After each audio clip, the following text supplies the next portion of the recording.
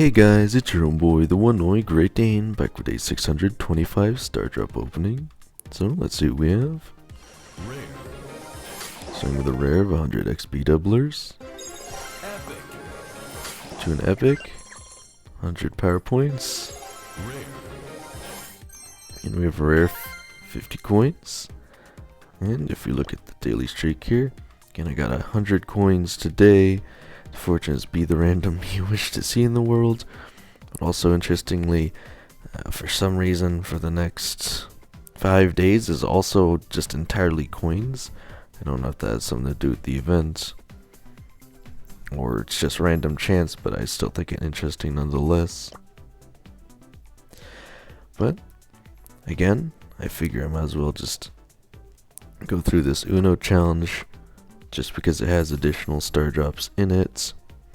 But again, something else I'll point out is because we have the special quest for playing Uno and winning 10 times, I'll probably play one practice match, which is something I want to do anyway, because if I win all 9, I just need to play one more anyway, just to get the additional pin there. So again, you gotta read through the instructions 5 times, hopefully understand how to play the game, and then again, I'm thinking high mobility is probably going to be really good. I don't know if the cards can travel over water, so I'll probably try Angela at least for this reverse crossing map just to start. But I don't know. Again, the question is Miko or Angela. I'll probably start with Miko again, because if you can jump with the card, that just kind of seems obnoxiously powerful.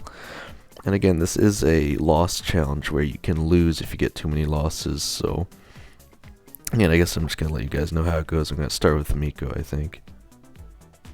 Alright, so again, first thing I figured out here that I guess should be pretty obvious is once you pick up a card, you have the ability to throw it. So mobility brawlers like Miko and Mortis aren't really going to do you all that much good. Again, Miko's still going to be pretty useful for throwing around a wall and then jumping over the wall. But you can't inherently just jump into the zone with the card. That would be pretty broken. But I'm still thinking with Angela, you could probably move the card over water. So if there's a water map, I'll probably try him just because he's the fastest water brawler. Shade's pretty fast too, but I'm thinking Angela's just going to be better with that jumping gadget. So the first one here is Wild Greens. Again, I'm just going to have to look at this map for a while because I'm not even sure what brawler I would go with here. I'm thinking a tank maybe, and I'm guessing the team can see you while you're holding the card, if I'm not mistaken. So it might not be a bad idea to try and open up the map. That'd probably be better to just go with someone like Hank, I'm thinking, and hit around the walls. So yeah, maybe I'll start with that, but again, I'm just gonna stare at the map a little longer, and then again, hopefully I come back with the first win. And of course, again, I am going into this with randoms, so we'll see how that goes. Alright, so first win, we have Super Rare, 50 power points.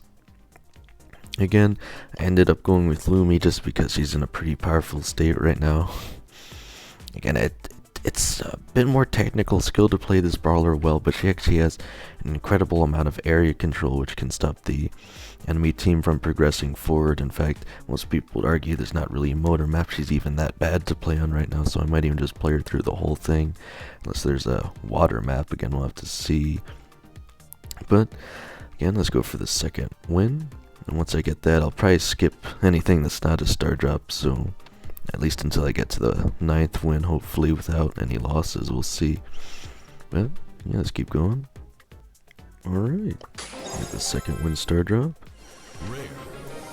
Rare, 50 coins is alright.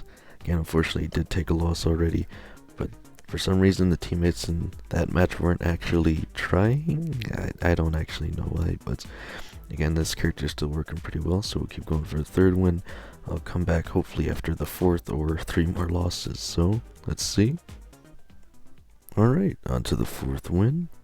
Got a spray. And a super rare of 100 coins. Again, no more losses, so let's keep going. Alright, on to the fifth win. We have an epic of 200 coins. Again, no more losses, so continue on to the seventh win. And let's see if we can make it. Alright, on to the seventh win. We have super rare, 50 power points. Unfortunately, we did take 2 losses on the previous map, but again, you'll notice I switched over to Gale, because apparently if you place a spring launcher right around this wall area before you can put your card in the discard pile, you can literally just jump on the spring and it will auto put it into the discard pile while you're in the air. It's extremely powerful, so and as long as the other team isn't doing that and I don't have completely useless randoms, these next 2 wins should actually be pretty straightforward. So again, let's keep going. Alright, for win number 8, rare 100 XP doublers. And again, we just need 1 more, so hopefully we can get it without that loss.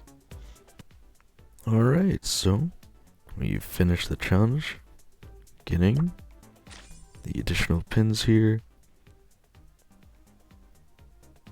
and of course we get the ever so coveted Uno Chester skin, which again is actually pretty cool. I think again, a lot of neat animations. Certainly wouldn't mind using it. It's got a nice icon there too. Again, I did end up having to spend 9 gems, unfortunately. I just didn't have a good team, and Frank destroyed the one wall we were jumping over, so it wasn't nearly as useful. And again, 9 gems for a skin and 2 pins is actually a really good deal either way, so I don't really mind too much. But yeah, again, if you jump into the mode selection for today, so again we have Uno River Crossing, Reverse Crossing, Brawl Ball 5v5 Freezing Ripples, Knockout Healthy Middle Grounds.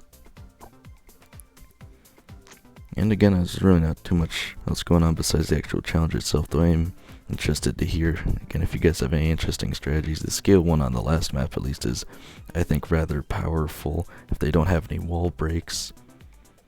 And it's actually, again, it's still a guaranteed card onto the goal, even if the wall's not there.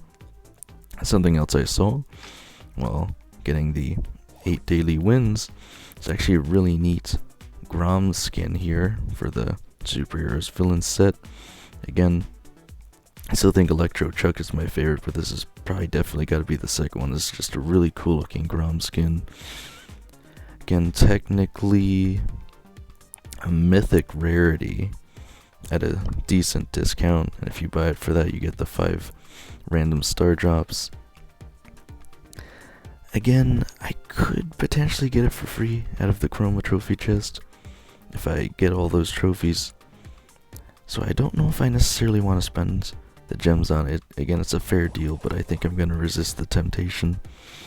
You have Evil Gene, 50% off, Kraken Surge, 34% off, but again, could potentially just get them all for free anyway. The resource offer, and I have a daily freebie of 10 power points and 60 XP doublers.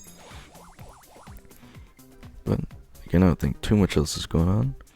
So, as of today, I have 140 XP doublers and 133,789 power points. And looks like I complete all the additional Uno challenges while playing as well, though I do suspect there may be additional Uno challenges coming during the duration of this event, so keep an eye out for that. Again, I'll probably look each time I try to upload the daily videos anyway. Again, these are probably going to be uploaded significantly further in the future than when this is currently happening, but again, I still think this is a rather exciting event going on in the game. Definitely like the Uno skin for Chester. And again, I'm not sure how I feel about the wacky action card trigger special effects. Again, I don't know, because I think they spawn in random. I'm not 100% sure, but again, that reverse one is obviously very powerful, and maybe that's a joke, but and just being able to make all your opponent's cards disappear off the map is very frustrating. And Again, maybe there's a really strategical way to go about this, but mostly it's just each team spamming the cards as fast as they can, willy-nilly. But yeah, again, let me know if you guys have any strategies. It seems like Gale's really powerful on that last map. And then again, Lumi is also fairly good for the area control, at least when they have the lanes. It's not as useful, I think, on the last map, so yeah, other than that, let's see how far I can take this, guys.